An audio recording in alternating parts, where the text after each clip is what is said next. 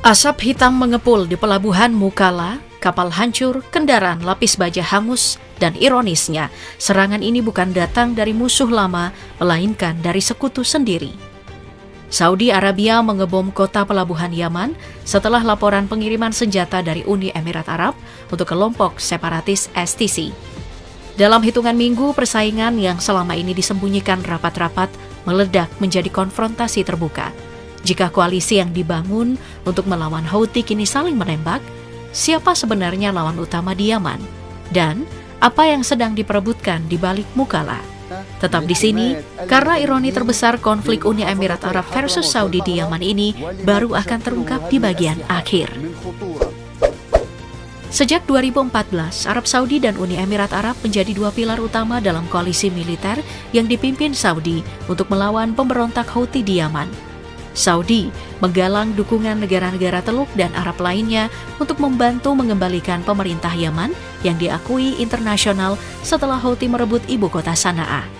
Uni Emirat Arab pada awalnya menjadi kontributor militer besar, menempatkan ribuan pasukannya di selatan Yaman dan mendukung berbagai faksi anti-Houthi, termasuk kelompok pro-pemerintah dan separatis selatan. Namun, seiring konflik berjalan, kepentingan kedua sekutu ini mulai berbeda.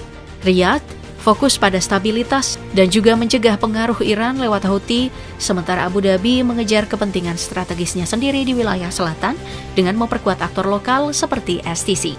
Perbedaan strategi inilah yang akhirnya mengikis kesatuan koalisi dan membuka celah konflik internal di medan perang Yaman. Namun, kesatuan Saudi dan Uni Emirat Arab di Yaman perlahan terurai ketika aktor-aktor lokal mulai menguasai wilayahnya masing-masing dan kepentingan di lapangan semakin terfragmentasi. Konflik Yaman kini ditandai oleh pembagian wilayah yang kompleks. Houthi menguasai sebagian besar wilayah utara, termasuk ibu kota Sanaa, dan mengendalikan pesisir Laut Merah yang dekat dengan Selat Bab al-Mandeb, jalur vital perdagangan global. Di selatan, Southern Transitional Council yang didukung Uni Emirat Arab menguasai Aden dan mengklaim kendali luas atas Yaman Selatan.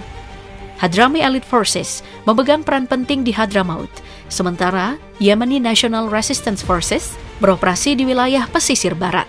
Di sisi lain, pasukan pemerintah Yaman yang diakui internasional dengan dukungan Saudi menguasai kantong-kantong wilayah strategis namun terpecah, mencerminkan rapuhnya otoritas pusat di tengah perang yang berkepanjangan. Peta kekuasaan yang terfragmentasi inilah yang kemudian menjadi bahan bakar eskalasi cepat ketika kepentingan aktor lokal bertabrakan dengan agenda regional Saudi dan juga Uni Emirat Arab. Eskalasi konflik di Yaman Selatan mulai terasa sejak awal November 2025 ketika ketegangan lama di Provinsi Hadramaut berubah menjadi bentrokan terbuka.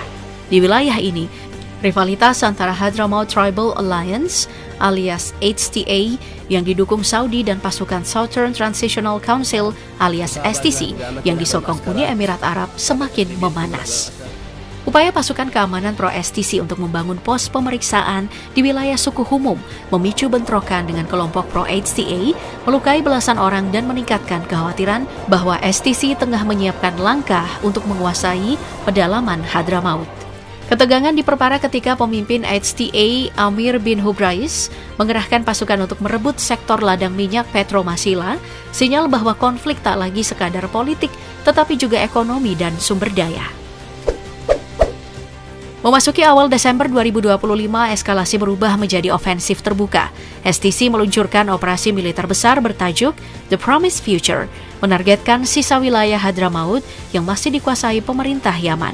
Dalam hitungan hari, pasukan STC berhasil merebut kota Sayun, pusat strategis di lembah Hadramaut, setelah bentrokan dengan pasukan pemerintah dari First Military Region. Keberhasilan ini menjadi titik balik karena menunjukkan kemampuan STC dalam mengalahkan struktur militer negara yang didukung oleh Saudi. Tak berhenti di situ, STC kemudian memperluas gerakannya di Provinsi Al-Mahra, wilayah sensitif yang berbatasan langsung dengan Arab Saudi dan selama ini berada di bawah pengaruh Riyadh. Pengambil alihan kendali di Al-Mahra mempertegas ambisi STC untuk menguasai jalur strategis timur Yaman, sekaligus mempersempit ruang gerak pemerintah pusat. Memasuki pertengahan Desember 2025, eskalasi konflik memasuki fase paling sensitif. Setelah ekspansi cepat STC di Hadramaut dan Al-Mahra, Arab Saudi mulai mengeluarkan peringatan terbuka. Koalisi pimpinan Riyadh menegaskan akan menanggapi setiap pergerakan militer separatis yang dianggap merusak upaya deeskalasi di Yaman Selatan. Nada diplomasi berubah menjadi ultimatum. Menteri Pertahanan Saudi, Pangeran Khalid bin Salman secara terbuka mendesak STC untuk membiarkan akal sehat menang dan menarik pasukan secara damai dari wilayah yang telah mereka rebut. Pernyataan ini menjadi sinyal jelas bahwa kesabaran Saudi mulai habis. Ketegangan melonjak tajam menjelang akhir Desember ketika beredar rekaman kedatangan 2 kapal di pelabuhan Al-Bukala. Kapal-kapal tersebut dilaporkan membawa kendaraan lapis baja dan persenjataan dan diduga berangkat dari Fujairah, Uni Emirat Arab. Kehadiran kapal ini memicu kecurigaan serius di Riyadh bahwa Uni Emirat Arab tetap memasok logistik militer kepada STC di tengah seruan penarikan pasukan. Fajar 30 Desember 2025 menandai adanya titik balik paling dramatis dalam retaknya hubungan Saudi Arabia dan Uni Emirat Arab di Yaman. Pada pukul 04.24 pagi, koalisi pimpinan Saudi mengeluarkan peringatan darurat. Seluruh warga sipil diminta segera mengevakuasi wilayah Bukala hingga waktu yang tidak ditentukan. Pernyataan ini menjadi sinyal awal bahwa operasi militer besar akan segera dilakukan. Hanya berselang puluhan menit kemudian pada pukul 04.51, koalisi mengumumkan temuan 2 kapal yang baru bersandar di pelabuhan Bukala.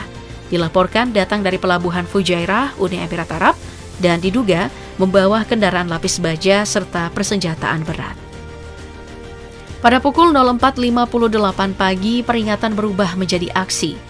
Jet tempur Saudi melancarkan serangan udara presisi ke area pelabuhan Bukala, menargetkan pengiriman senjata yang dinilai mengancam keamanan nasional Saudi. Dalam pernyataan resminya, koalisi menyebut 15 kendaraan lapis baja dihancurkan dalam serangan tersebut. Riyadh menegaskan tidak akan ragu menetralisir setiap ancaman terhadap keamanan nasionalnya, sebuah pesan yang secara langsung ditujukan kepada Abu Dhabi. Tak lama setelah serangan udara, eskalasi memasuki level politik tertinggi. Kementerian Luar Negeri Saudi mengeluarkan ultimatum keras. Uni Emirat Arab diminta menarik seluruh pasukannya dari Yaman dalam waktu 24 jam. Ultimatum ini menandai putusnya kepercayaan antara 2 sekutu lama yang selama 1 dekade berada di kubu yang sama dalam melawan Houthi. Reaksi pemerintah Yaman melalui Presidential Leadership Council alias PLC datang cepat dan tegas. Dalam pidato yang disiarkan televisi nasional, Presiden PLC Rashad Al-Alimi menyebut langkah tersebut sebagai keharusan kedaulatan negara.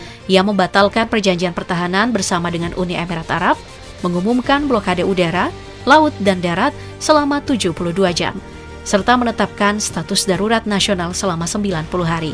Al-Alimi secara terbuka kembali memuji Saudi dan koalisi atas dukungan mereka, sekaligus menyiratkan bahwa tindakan Uni Emirat Arab telah melewati batas kerjasama yang dapat diterima.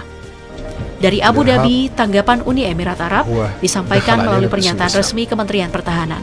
Uni Emirat Arab menyatakan bahwa mereka telah mengakhiri kehadiran militernya di Yaman sejak 2019, dan sisa personil yang ada hanyalah tim kontra terorisme. Dalam pernyataan tersebut, Uni Emirat Arab mengumumkan penarikan seluruh tim kontra terorisme yang tersisa secara sukarela, dengan alasan evaluasi menyeluruh terhadap situasi regional dan komitmen terhadap stabilitas kawasan. Pernyataan ini secara tidak langsung menolak tuduhan Saudi, sekaligus berupaya meredam eskalasi terbuka. Namun di lapangan, situasi menunjukkan gambaran yang lebih kompleks. Pasukan STC yang didukung Uni Emirat Arab dilaporkan mulai mengintimidasi warga sipil di Hadramaut, sementara rekaman terbaru memperlihatkan kendaraan lapis baja yang diduga berasal dari pengiriman Uni Emirat Arab justru bergerak bebas di jalan-jalan Bukala.